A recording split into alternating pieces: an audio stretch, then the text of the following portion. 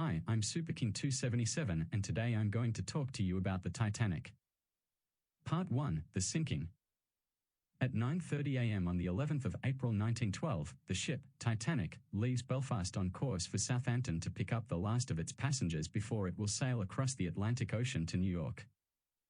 But the crew doesn't know that the first stepping stones to the disaster have already been set in place. The ship, accompanied by its crew, arrives in Southampton the next morning and picks up the last of its passengers before setting sail once more. The Titanic begins its journey west across the Atlantic Ocean and the weather is good with not a cloud in sight. The ship is going at full speed, which is faster than was allowed in that area because of the high risk of ice there. This will also play a major role in the disaster. On the morning of April 14th, the Titanic's wireless operator is receiving constant ice warnings from other ships in the area. This is reported to the captain, but he doesn't slow the ship down, he just alters the ship's route slightly, which may have had a bit of a role in the incident. The night before, the captain had cancelled the day's lifeboat drill, but the reason for his actions is never revealed. The Titanic receives a message from the Californians saying that they are surrounded by ice and have had to shut down for the night, but all they get is a reply telling them to shut up, and with that, the Californians' wireless operator signs off and goes to bed. At this point, most of the passengers of the Titanic are asleep, not knowing how close they are to disaster.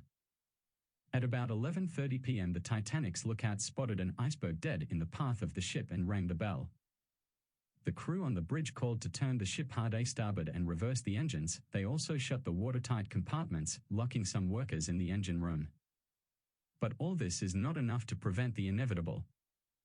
At 11:40 p.m. the Titanic hits the iceberg and the berg scraped along the starboard side of the ship, creating a series of holes in the hull below the waterline, allowing water to spill into the lower decks.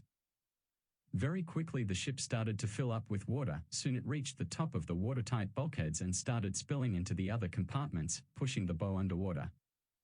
By 12:30 a.m., 5 of the watertight compartments are filled and it is becoming pretty obvious to most people that the ship is going down, but still, no lifeboats had been launched yet. At 1 a.m. deck E had been completely flooded and the grand staircase is already half filled with water. But there are still some people trapped below the waterline with only little pockets of air, knowing they don't have long to live.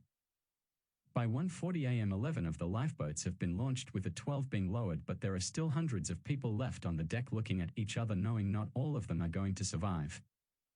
At 2:18 a.m. Titanic's stern is sticking out of the water at an angle of over 23 degrees.